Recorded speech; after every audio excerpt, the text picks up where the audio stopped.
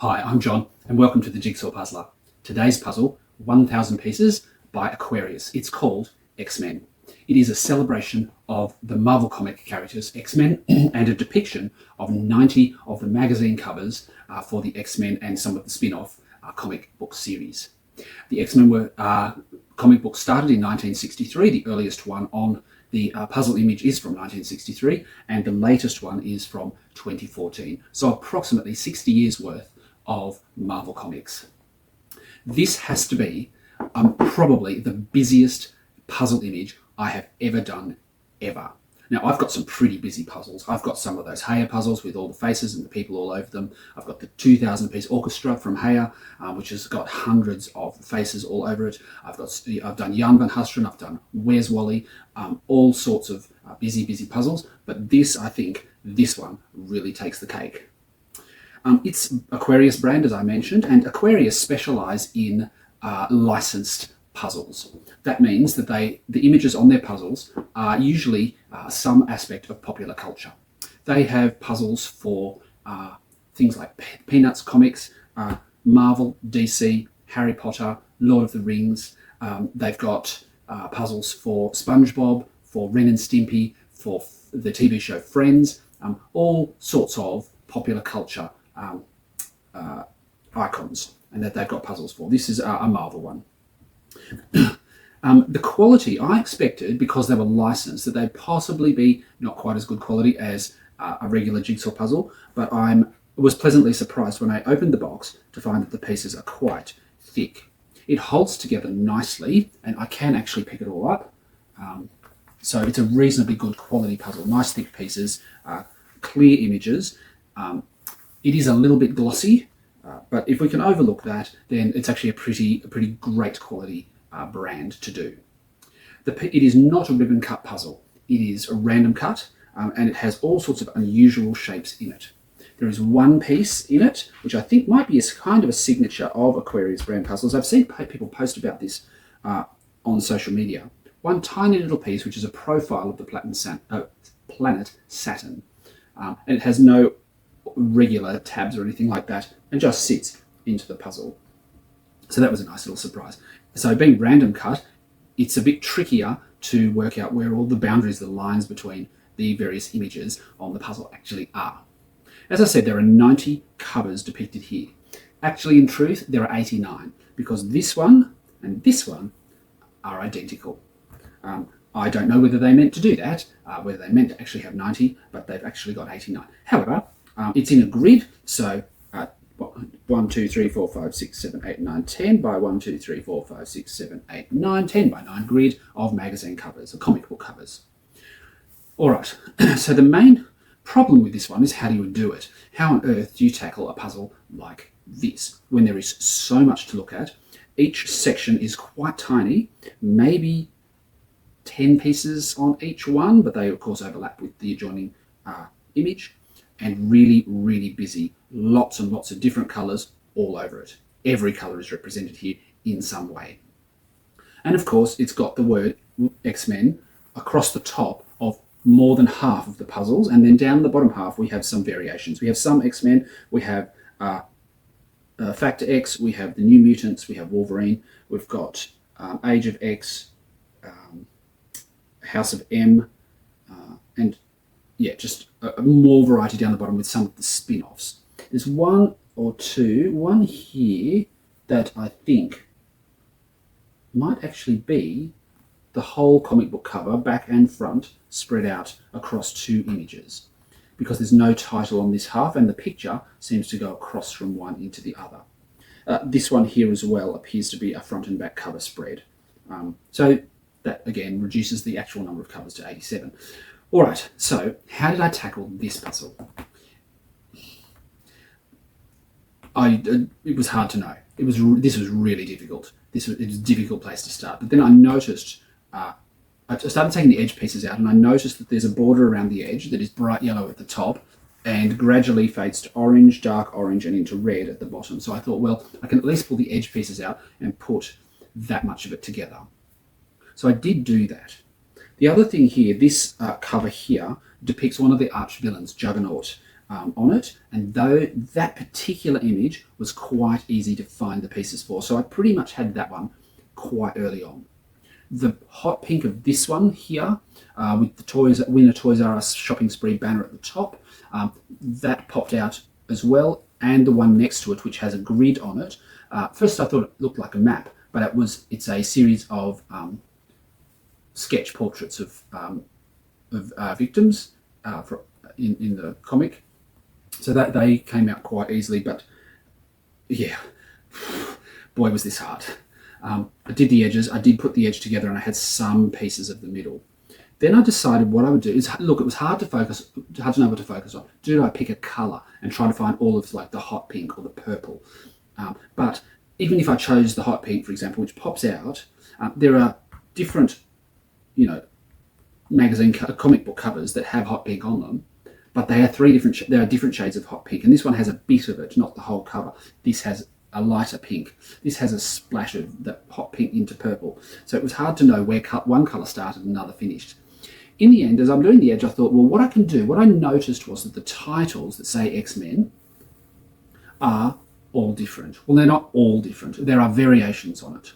There are 1, 2, 3, 4 at the top here, which pretty much got done as I did the edge, but the bottoms of them I had to find. They are flat. You're looking at them relatively flat, whereas the others are on an angle and three-dimensional.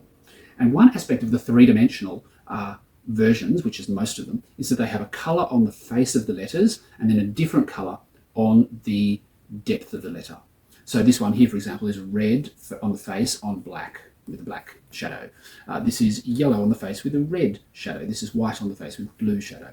This is sort of yellow on the face with a sort of magenta shadow. And so I thought I would pick out those, and I sorted by colour. I concentrated on the shadow part of it and decided that I would pick out everything with the blue shadow, the red shadow, the black shadow, and anything that was a bit more random, like the magenta one. There's an orange one, there are some green ones, and put them out here. And then within, let's say, the blue shadow, I'd have the white-faced ones, the yellow-faced ones, and any other varieties that I found. And that way I started to piece together the titles for the comic books. By doing that, I felt that I'd be cutting the puzzle up into more manageable strips. I would be able to get a flash of the background and know that there was some hot pink on this one. I'd get some of the background and know that this one was predominantly purple with some stripy effect. So I did that, and I started piecing those together. That was quite laborious, but I felt it was the most reasonable way to proceed. The tricky thing with this one is that there are so few pieces to each magazine cover. So, rummaging through the sorting tray, looking for all the light purple with sort of long hair on it, really only gave you 3 or 4 pieces for this one. Looking for, the sort of gold-coloured background here gave me, 1, 2, 3, 4, 5, 6, 7, 8, 9, or 6 pieces plus the 3 of the title. So we're looking for small amounts, chipping it away, small bits at a time. There are some areas like the orange one up here with the blue circles, or the blue and orange circles here, that's a bit of a texture. You find that little bit, and find this little bit, and this little bit here with all the wires. This one here with the sort of purple and magenta swashes across it. This one here with the fingers, the sword fingers of Wolverine. And it was just a matter of chipping away at it. And being not a ribbon cut, but random cut, did kind of make that a little bit easier. Once I got a few of them in place and connected, you could look at the kinds of shapes that you were looking for to see what fitted in where. Towards the end, once I got most of it done, towards the end I did do a shape sort. I kept all of the unusual shaped pieces in the box, and anything I had the normal shapes, the 2 in and 2 out puzzle pieces here, then some of the other variations on regular puzzle shapes, and then all the unusual ones in the box. And that really did help trying to just find the places where they went. I was referring to the image all the time, looking for everything. The image is tiny. The box has 2 versions of the image. This one, which is even tinier, and this one, which is the big one. This is about 10% of the whole puzzle. So it is tiny. So the detail, this is incredibly busy, incredibly detailed. You can look up close at any one of the comic book covers and see crystal clear the fine detail of each drawing. and the colors and everything, but when it's shrunk down even smaller on the box image, wow, that was hard. There were many times I picked a piece up and I just simply had to put it back because I could not tell what the detail was until I got towards the end and I could shape sort and just fill in the blanks with the shapes. This was an incredibly difficult puzzle to do. It is not the hardest puzzle I've ever done by any means. Those honours go to a couple of others. The Rosetta Stone, which I did a video of some months ago, that was much more difficult than this one, and a lot less fun. There was a lot more to look at in this one. It's actually really fun looking and discovering all of the details and seeing a cover of a comic book come together and say, oh, that's what that is, because the picture on the box isn't as easy to look at as this one. So I did enjoy doing it, but it was most definitely a challenge. I picked this up secondhand and it is complete, no pieces missing, and I'm really, really happy with the result. All right, I am going to have a time lapse. If you'd like to click like and subscribe and share my channel with your puzzling friends, that would be great. Leave any comments below. Always happy to have a chat to my viewers, and thank you for watching.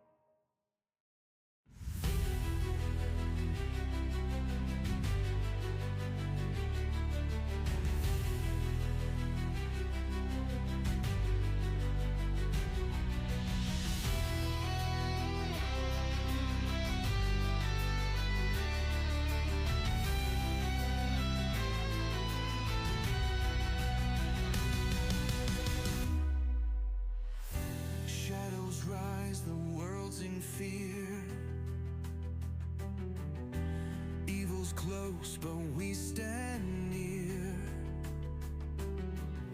Through the fire, through the pain, side by side we rise again. Thunder strikes and shields collide. A battle rages, stars align. Through the darkness, through the fight, we won't fall, we own the night. Avengers, assemble. We will never fall or tremble. Standing tall, we fight together for the world.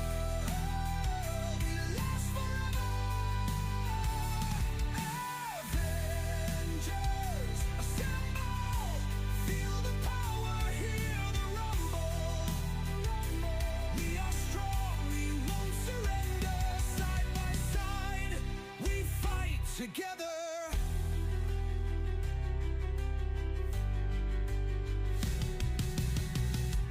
Iron hearts and webs that swing, gods with thunder, soldiers king. From the ashes we ignite, for the lost we bring the light. Thunder strikes and shields collide, a battle rages, stars align. Through the darkness, through the fight, we won't fall, we own the night.